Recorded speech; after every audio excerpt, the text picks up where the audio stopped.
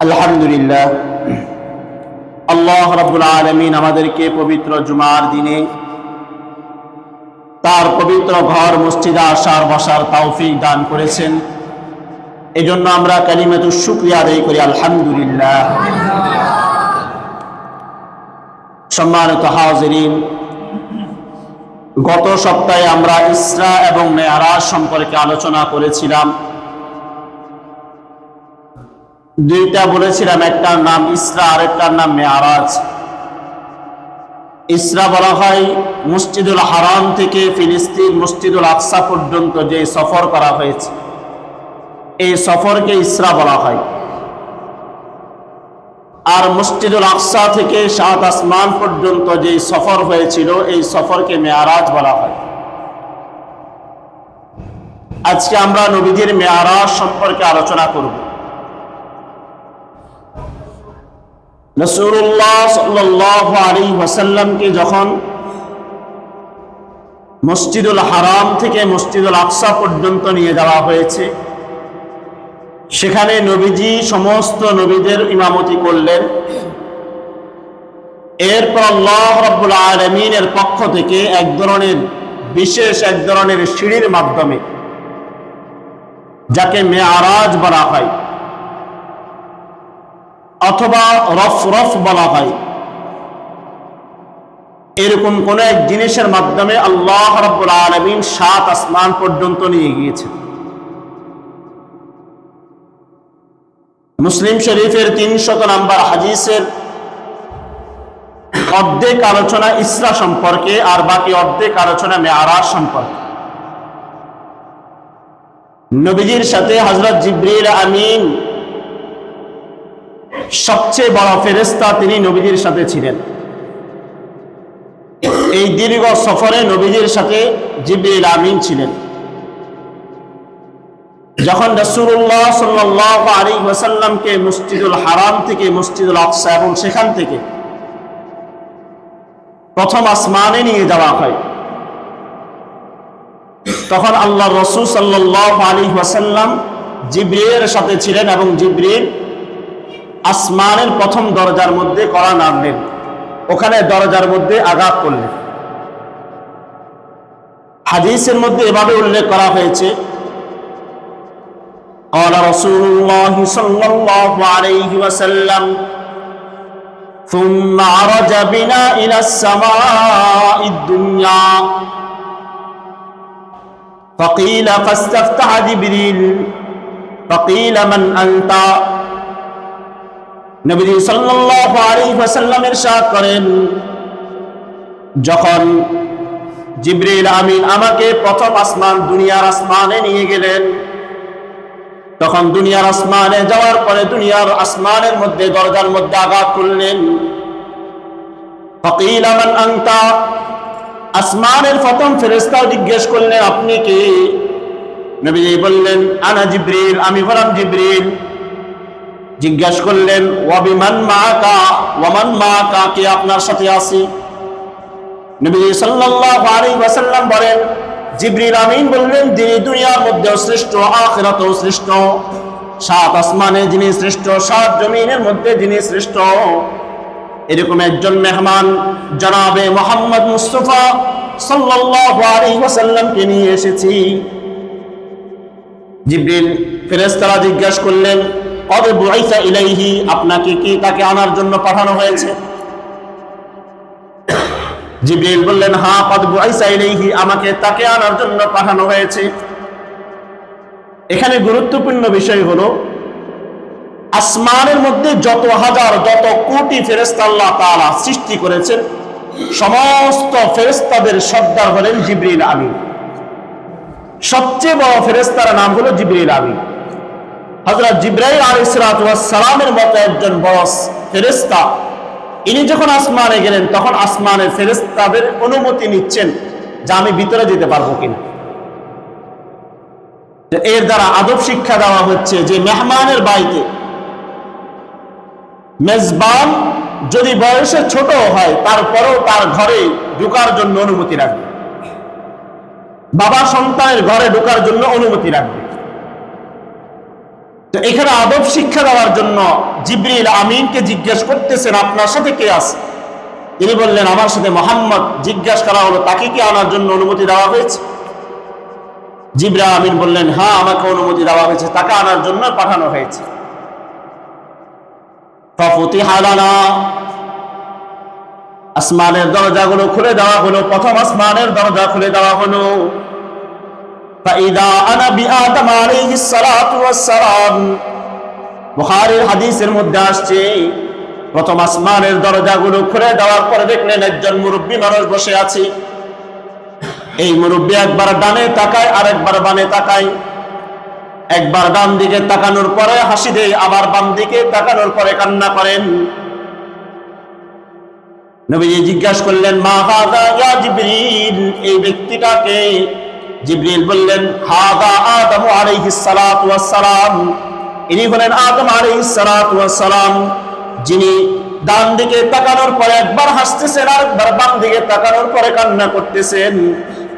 কারণ এই ডান পাশে যে সমস্ত রূহগুলো দেখা যাচ্ছে, এটা হলো ঈমানদারের রূহ, আর ঈমানদার ওয়ালারা জান্নাতে। এই জন্য আদম ডান দিকে তাকানোর পরে কান্না করে, হাসি দেয়। আবার যখন বাম দিকে তাকান, বাম দিকের রূহগুলো জাহান্নামী। আদম যখন বাম দিকে তাকায়, তখন তার ওই বাম দিকের রূহগুলোর দিকে তাকিয়ে সন্তানদের জন্য আফসোস করেন আর কান্না করেন। নবীজি আদম আলাইহিস সালামকে সালাম পেশ করলেন। আদম আলাইহিস সালাম বললেন, মারহাবান বিইবনিস সালিহ ওয়ান নবিয়্যিস সালিহ, স্বাগতম স্বাগতম, নেককার নবী, নেককার সন্তান, আমার নেককার সন্তান, তোমাকে স্বাগতম। প্রথম আসমানে আদমের সাথে নবীজির দেখা হলো। সুম্মা আরাজা বিনা ইলাস সামাইস সানিয়া, এরপর দ্বিতীয় আসমানে আবার যাওয়ার পরে জিজ্ঞাসা করলেন, কিলা মান আনতা, আপনি কে? জিবরিল বললেন, আনা জিবরিল, আমি হলাম জিবরিল। কিলা ওয়া মান মাআকা, তোমার সাথে কে আছে? তিনি বললেন, ক্বালা মুহাম্মদ, মুহাম্মদ আমার সাথে আছেন। জিজ্ঞাসা করলেন, ক্বাদ বুইসা ইলাইহি, আপনাকে কি তাকে আনার জন্য পাঠানো হয়েছে কিনা? তিনি বললেন, হ্যাঁ, আমাকে তাকে আনানোর জন্য পাঠানো হয়েছে। ফাফুতিহা লানা ফাইদা আনা বিইবনাইল খালা, ঈসা ইবনে মারইয়াম ওয়া ইয়াহইয়া ইবনে যাকারিয়া আলাইহিস সালাম। নবীজি বলেন, দ্বিতীয় আসমান আমাদের জন্য যখন খুলে দেওয়া হলো, ওই দ্বিতীয় আসমান খুলে দেওয়ার পরে আমি দেখলাম দুইজন খালাতো ভাই একসাথে আছে। একজনের নাম ঈসা ইবনে মারইয়াম, মারইয়ামের সন্তান ঈসা, আর একজন হযরত যাকারিয়া আলাইহিস সালাতু ওয়াস সালামের সন্তান ইয়াহইয়া। এরা দুইজন একে অপরের খালাতো ভাই। নবীজি বলেন, তারা উভয়জন আমাকে দেখলেন, আমি সালাম পেশ করলাম, তারা আমাকে বললেন, ফারহাবা ওয়া দাআলি বিখাইর, এরা দুইজন আমার জন্য সালাম পেশ করলেন, আমাকে সুস্বাগতম জানালেন, এবং এরা দুইজন আমার জন্য কল্যাণের দোয়া করলেন। সুম্মা আরাজা বিনা ইলাস সামাইস সালিসা, এরপর তৃতীয় আসমানে গেলাম। যাওয়ার পর আবার ফেরেশতা জিজ্ঞাসা করলেন, আপনি কে? বললেন, আমি জিবরাইল, আমার সাথে মুহাম্মদ রয়েছে, আমাকে তাকে আনার জন্য পাঠানো হয়েছে। নবীজি বলেন, ফাফুতিহা লানা, তৃতীয় নাম্বার আসমান আমাদের জন্য খুলে দেওয়া হলো। ফাইদা আনা বিইউসুফ আলাইহিস সালাতু ওয়াস সালাম, ক্বাদ উতিয়া শাতরুল হুসন। এরপর আমাকে আল্লাহ রাব্বুল আলামিন তৃতীয় আসমানে যাওয়ার পর আসমানের দরজাগুলো খুলে দেওয়ার পরে দেখলাম হযরত ইউসুফ আলাইহিস সালাতু ওয়াস সালাম আছেন। ইনি কোন নবী? ওই ইউসুফ, যাকে আল্লাহ রাব্বুল আলামিন পৃথিবীর সমস্ত মানুষকে যে সৌন্দর্য দ্বারা সৃষ্টি করেছেন, এর অর্ধেক সুন্দর হযরত ইউসুফ আলাইহিস সালাতু ওয়াস সালামকে আল্লাহ তাআলা দিয়েছেন। নবীজি বলেন, ক্বাদ উতিয়া শাতরুল হুসন, তাকে আল্লাহ তাআলা পৃথিবীর সৃষ্টির অর্ধেক সৌন্দর্য দ্বারা সৃষ্টি করেছেন। ফারহাবা ওয়া দাআলি বিখাইর, তিনিও আমাকে স্বাগতম জানালেন, আমার জন্য কল্যাণের দোয়া করলেন। এখানে একটা বিষয় জানার থাকে যে হযরত ইউসুফ আলাইহিস সালাতু ওয়াস সালাম পৃথিবীর সবচেয়ে সুন্দর মানুষ ছিলেন ইউসুফ আলাইহিস সালাম। আর এর থেকেও হাজারো কোটি কোটি গুণ সুন্দর বেশি ছিলেন আমাদের নবী সাল্লাল্লাহু আলাইহি ওয়াসাল্লাম।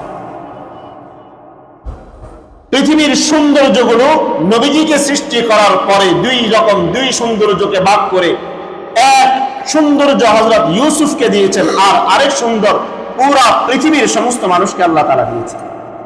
এই জন্য সাহাবায়ে কেরাম বললেন যে আমরা চাঁদের টুকরাকে দেখি, চাঁদ যতটুকু সুন্দর তার চাইতে হাজার গুণ সুন্দর নবীজি সাল্লাল্লাহু আলাইহি ওয়াসাল্লাম ছিলেন। সুম্মা রাজাবিনা ইলা সামাইর রাবিয়া, এরপর আমরা চতুর্থ আসমানে গেলাম।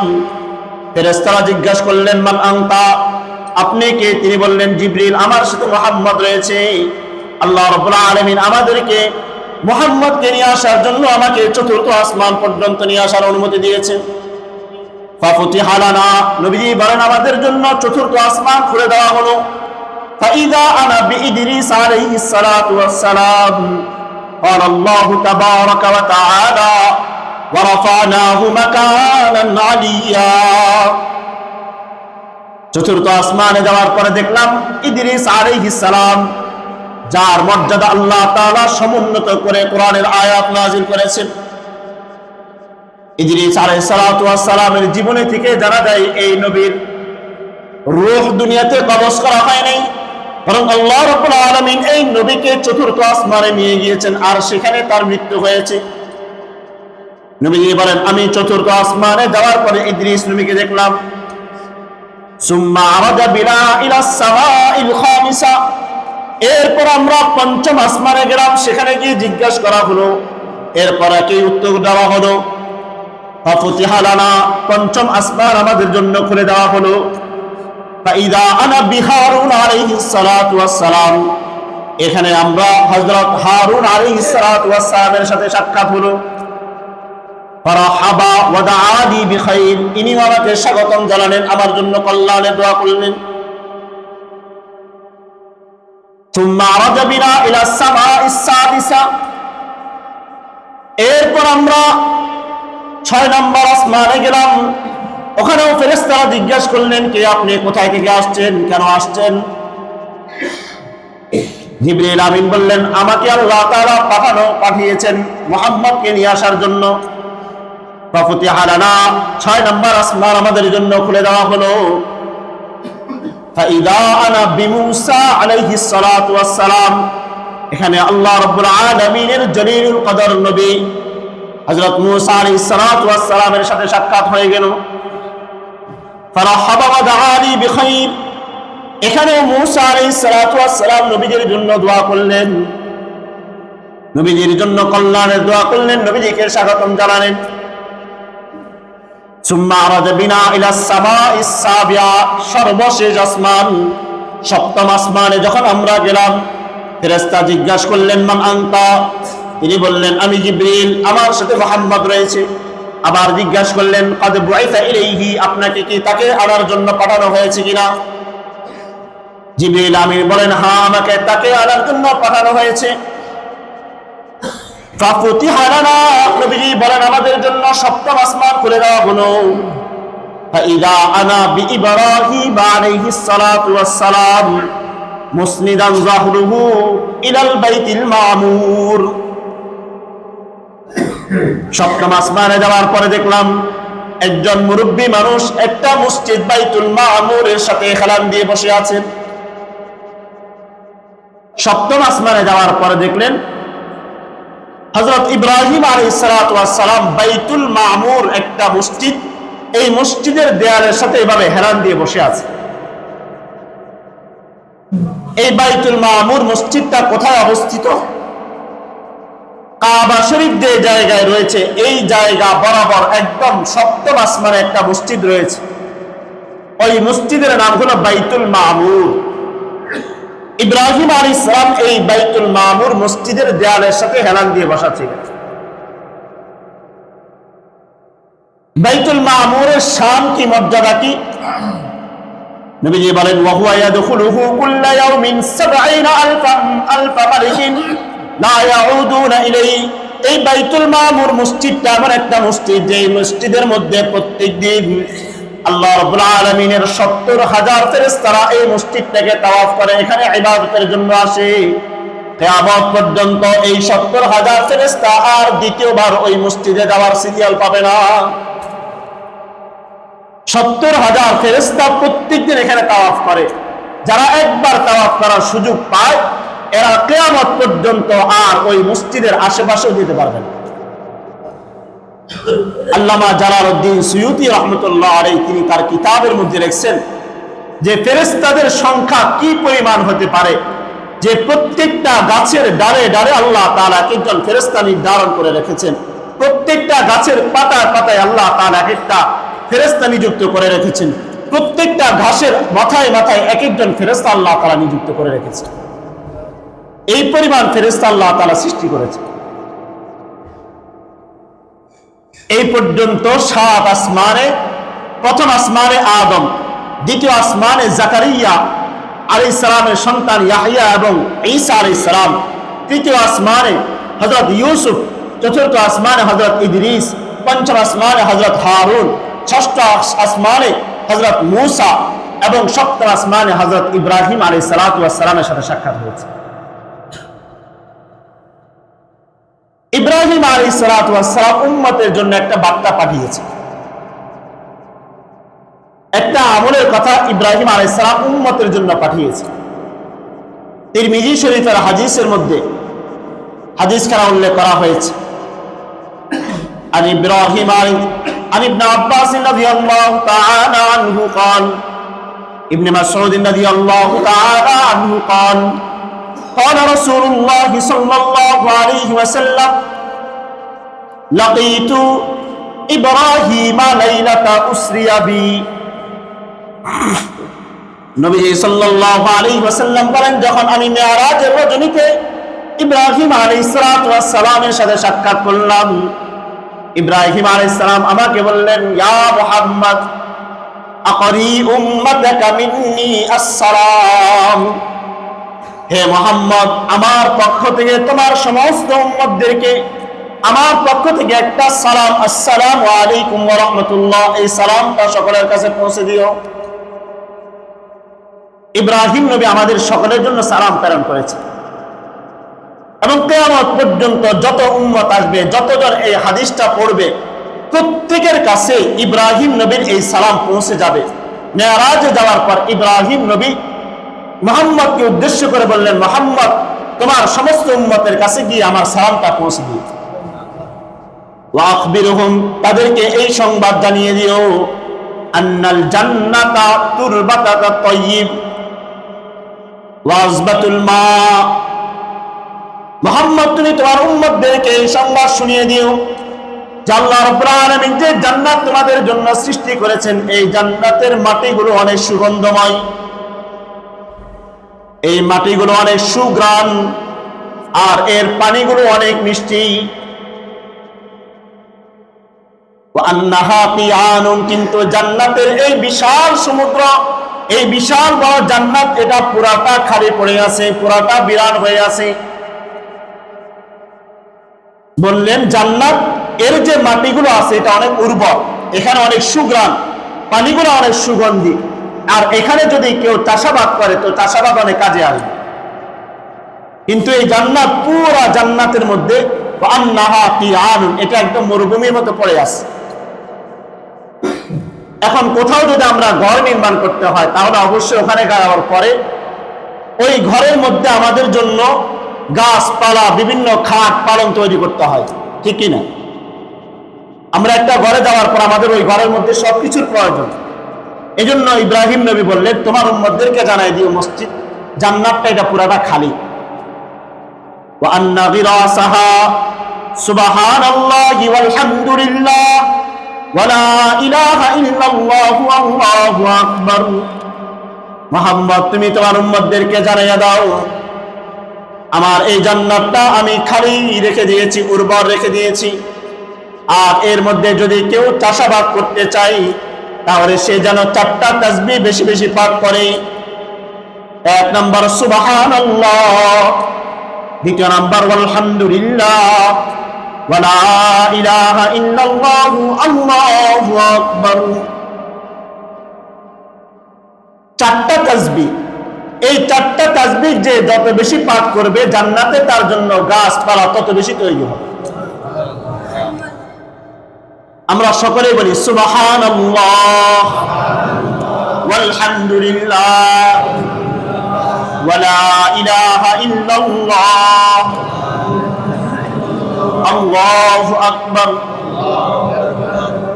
ইব্রাহিম নবী বলেন, যে যত বেশি এটা পাঠ করবে জান্নাতে তার জন্য তত বেশি গাছপালা আরাম আয়েশের ব্যবস্থা হয়ে যাবে। নবী সাল্লাল্লাহু আলাইহি ওয়াসাল্লাম এই হাদিসের মধ্যে বলেন, সুম্মা যাহাবা বি ইলা সিদরাতিল মুনতাহা, সাত আসমান শেষ করার পরে আরশে মহল্লার এক পাশে একটা জায়গার নাম, এটার নাম হলো সিদরাতুল মুনতাহা। সিদরাতুল মুনতাহা বলা হয় বড়ই গাছ, একটা বড়ই গাছ সেখানে আছে। এটাকে সিদরাতুল মুনতাহা কেন বলা হয়? মুহাদ্দিসিনে কেরামগণ বলেছেন যে আসমানের এবং সৃষ্টির যত হাজার সৃষ্টি, মানুষ, ফেরেশতা, জিন্নাত, জান্নাত, জাহান্নাম, যত সৃষ্টি রয়েছে সবগুলোর সৃষ্টির সীমানা যেখানে, আর এই সীমানার এই জায়গা আর উপরের জায়গা, এটা আর এটা দুইটার মধ্যে পার্টিশন হলো সিদরাতুল মুনতাহা, একটা বড়ই গাছ। অর্থাৎ এর নিচে সমস্ত সৃষ্টি বসবাস করে আর এর উপরে বসবাস করে স্রষ্টা। এই জন্য মাখলুকের জ্ঞান এটা শুধুমাত্র সিদরাতুল মুনতাহা পর্যন্ত পৌঁছতে পারে, ফেরেশতারা ওই পর্যন্ত যেতে পারে, এরপরে আল্লাহ তাআলা পর্যন্ত যাওয়া কোন ফেরেশতার পক্ষেও সম্ভব নয়। আর এই সিদরাতুল মুনতাহার মধ্যে যে বড়ই গাছটা আছে, এই বড় গাছটা কেমন? মুসলিম শরীফের হাদিস এবং বুখারীর হাদিসের মধ্যে আসছে, রাসূলুল্লাহ সাল্লাল্লাহু আলাইহি ওয়াসাল্লাম বলেন যে এই গাছের এক একটা পাতা, এক একটা গাছের পাতা কাআযানিল ফিয়ালাতি, হাতির কান যত বড়, গাছের এক একটা পাতা, বড়ই গাছের এক একটা পাতা তত বড়। আমরা যে হাতি দেখি, হাতির কানগুলো অনেক ছোট ছোট, অনেক বড় বড়, আর ওই হাতির কান যত বড়, ওই বড়ই গাছের এক একটা পাতা তত বড়। ওয়াসামারুহা কাল কিলালি, আর এক একটা ফল বড় বড় মোটকার মতো। আগের একটা সময় ধান রাখার জন্য বড় বড় মোটকা ছিল, এক একটা ফল বড়ই, এক একটা বড়ই মোটকার মতো। নবী সাল্লাল্লাহু আলাইহি ওয়াসাল্লাম ওই পর্যন্ত গেলেন। এরপর আল্লাহ তাআলার সাথে নবীজির দেখা হয়েছে কিনা এবং নবীজির সাথে আল্লাহ তাআলার কি ধরনের কথাবার্তা হয়েছে, এগুলো হাদিস দ্বারা স্পষ্ট নয়।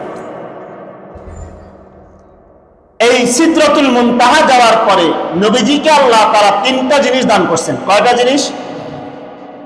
মুসলিম শরীফের হাদিসের মধ্যে আসছে, আন আব্দুল্লাহ রাদিয়াল্লাহু তাআলা আনহু قال لما أسري النبي صلى الله عليه وسلم, হযরত আব্দুল্লাহ রাদিয়াল্লাহু তাআলা আনহু তিনি বলেন, নবীজি সাল্লাল্লাহু আলাইহি ওয়াসাল্লাম যখন আল্লাহ তাআলার কাছে মিরাজে গেলেন, ওতিয়া রাসূলুল্লাহ সাল্লাল্লাহু আলাইহি ওয়াসাল্লাম বিসালাসিন, নবীজিকে আল্লাহ তাআলা তিনটা জিনিস দান করলেন। এক নাম্বার, ওতিয়াস সালাওয়াতিল খামসা, পাঁচ ওয়াক্ত নামাজ আল্লাহ তাআলা নবীজিকে দান করলেন। দ্বিতীয় নাম্বার, ওয়া খাওয়াতিমা সূরাতুল বাকারা, সূরা বাকারার শেষ দুই আয়াত, আমানার রাসূলু বিমা উনজিলা ইলাইহি মির রাব্বি, এই আয়াত থেকে নিয়ে শেষ পর্যন্ত এই দুই সূরা আল্লাহ তাআলা, এই দুই আয়াত নবীজিকে আল্লাহ তাআলা বিশেষভাবে পুরস্কার করলেন। তৃতীয় নাম্বার, ওয়া গুফিরা লিমান লাম ইউশরিক বিল্লাহি মিন উম্মতিহি শাইআন আল মাকহুমাত, একমাত্র শিরিক ছাড়া আল্লাহ তাআলা উম্মতের সমস্ত গুনাহগুলো মাফ করে দিবেন। তিনটা জিনিস দান করছে। এক নাম্বার, পাঁচ ওয়াক্ত নামাজ। দ্বিতীয় নাম্বার, সূরা বাকারার শেষ দুই আয়াত।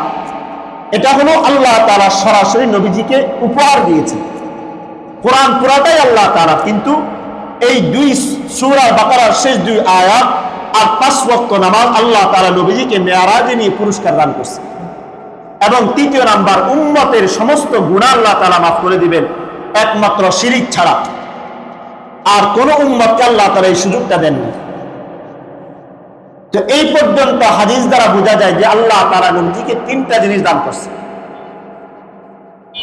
এরপর যদি আপনার বাবা পিশাব যদি বলে যে আল্লাহ তাআলা নবীর সাথে গোপনে কিছু কথা বলছে, আমার পিশাব জানে, তো আপনার পিসাবকে জিজ্ঞেস করেন যে গাঁজা খাওয়ার কথা বলছে কিনা, এটা জিজ্ঞেস করে। এরা বলে যে মেরাজে যাওয়ার পর আল্লাহ তাআলা গোপন কথা বলছে। এই গোপন কথা কিতাবের মধ্যে পাওয়া যায় না, এটা কোরআনে নাই। কোরআন দুই জিনিস, একটা হলো জাহিরি, বাতিনি। এরা হলো বাতিনের জ্ঞান জানে। বাতিনের জ্ঞান মানে হলো রাত্রে গাঞ্জা টানবো, দিনেও গাঞ্জা টানবো, এটা হলো বাতিনি জ্ঞান। আর নাচ গান করবে বলবে, কোরআনে কোথাও নাচ গানের কথা নাই। তো এই জন্য হাদিসের মধ্যে স্পষ্ট আসছে, নবীজি বলছেন তিনটা জিনিস আল্লাহ তাআলা আমাকে দান করছে। 5 ওয়াক্ত নামাজ, দ্বিতীয় নাম্বার সূরা বাকারার শেষ 2 আয়াত, তৃতীয় নাম্বার আল্লাহ তাআলা শিরিক ছাড়া সমস্ত গুনাহ মাফ করে দেওয়ার ঘোষণা করেছেন। অর্থাৎ উম্মত যদি শিরিক করে তো এই শিরিক আল্লাহ তাআলা তওবা করা ছাড়া মাফ করবেন না, বাকি সমস্ত গুনাহ মাফ করে দিবেন। 5 ওয়াক্ত নামাজ কিভাবে ফরজ হয়েছে আমরা আগামী সপ্তাহে বলব। এর মাঝখানে নবীজি জান্নাত জাহান্নাম সহ আরো কিছু নিয়ামত দেখেছেন, যেগুলো অন্যান্য হাদিস দ্বারা জানা যায়। ইবনে মাজাহ শরীফের হাদিসের মধ্যে আসছে, নবীজি হযরত জিবরাইল আলাইহিস সালাতু ওয়াস সালামকে তার যে আসল আকৃতি, তার যে আসল সূরত, এই সূরতে দেখেছেন। আল্লাহ রাব্বুল আলামিন বলেন, ফাকানা কাবা কাউসাইনি আও আদনা ফাআওহা ইলা আবদিহি মা আওহা। আল্লাহ রাব্বুল আলামিন বলেন, আমি রাসূলকে জিবরিলকে তার সরাসরি তার এক ধনু কিংবা তার চেয়ে নিকটবর্তী এরকম কাছাকাছি আমি জিবরিলকে তার সরাসরি অঙ্গ দেখিয়েছি, সরে জিবরিল আমির বাহ্যিক অবস্থা দেখিয়েছি। আন আব্দুল্লাহ রাদিয়াল্লাহু তাআলা আনহু قال قال رسول الله صلى الله عليه وسلم রাআ জিবরিল, নবীজি জিবরিলকে দেখেছেন, ওয়ালাহু 600 জানাইন, জিবরিলের আমিনকে আল্লাহ তাআলা 600টা ডানা দিয়েছেন। 600টা ডানা আল্লাহ তাআলা জিবরিলকে দিয়েছেন। কুল্লু ওয়াহিদিন মিনহা কদ সাদ্দুল উফুক, প্রত্যেকটা ডানা, এক একটা ডানা এক একটা পাখা আসমান এবং জমিন সমপরিমাণ বড়। জিবরিল আমিনকে আল্লাহ তাআলা 600 ডানা দিয়েছেন, আর 600 ডানা অবস্থায় নবীজি জিবরিল আমিনকে ওই মেরাজে যাওয়ার পরে দেখেছেন। দ্বিতীয় নাম্বার, নবী সাল্লাল্লাহু আলাইহি ওয়াসাল্লাম মেরাজে যাওয়ার পরে হঠাৎ করে মেরাজে রওনা হলেন। এমন সময় একটা সুঘ্রাণ অনুভব করলেন। জিজ্ঞাসা করলেন, হে জিবরিল, এই সুঘ্রাণটা কোথা থেকে আসে? জিবরিল আমিন বললেন, এটা হলো ফেরাউনের মেয়ে, ওই কাজের মেয়ে, যে ফেরাউনের মেয়ের কাজ করত আর তার চুলগুলো আশ্রাইত, আর ওই মেয়েদের তার সন্তানদের জান্নাতের সুঘ্রাণ আল্লাহ তাআলা আপনার নাকের মধ্যে দিয়ে দিয়েছেন। জিবরিল আমিন জিজ্ঞাসা করলেন, হে জিবরিল, রাসূল জিজ্ঞাসা করলেন, হে জিবরিল, আমাকে ঘটনা বর্ণনা করো। আল্লাহ রাসূল সাল্লাল্লাহু আলাইহি ওয়াসাল্লামকে জিবরিল সমস্ত ঘটনা বর্ণনা করলেন, যে ফেরাউনের মেয়ে ঈমান আনার কারণে তার সন্তান সহ সমস্ত সন্তানগুলোকে জ্বালিয়ে দেওয়া হয়েছে।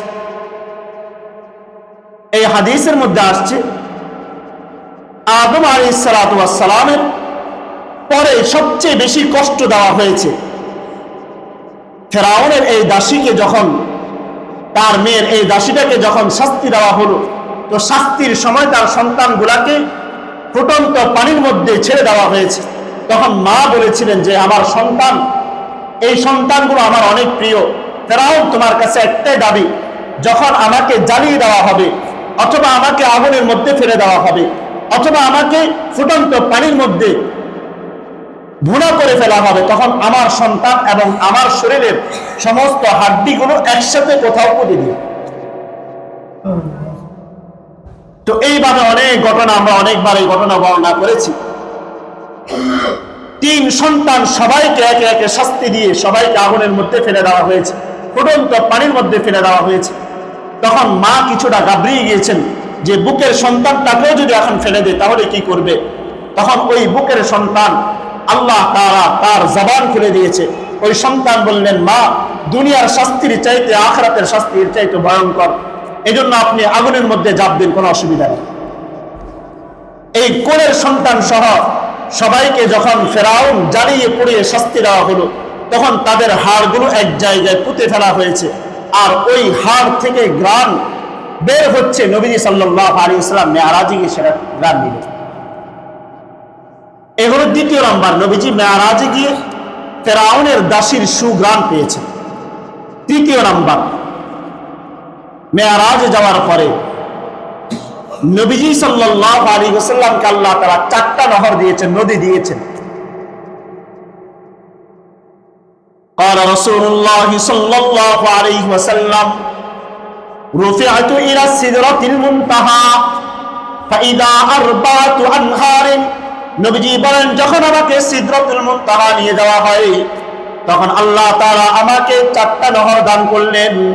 নহরানে যাহিরানে, 2টা নহর দেখা যায়, ওয়া যাখরানে বাতিনানি ওয়া নহরানে বাতিনানি, 2টা নহর দেখা যায় না।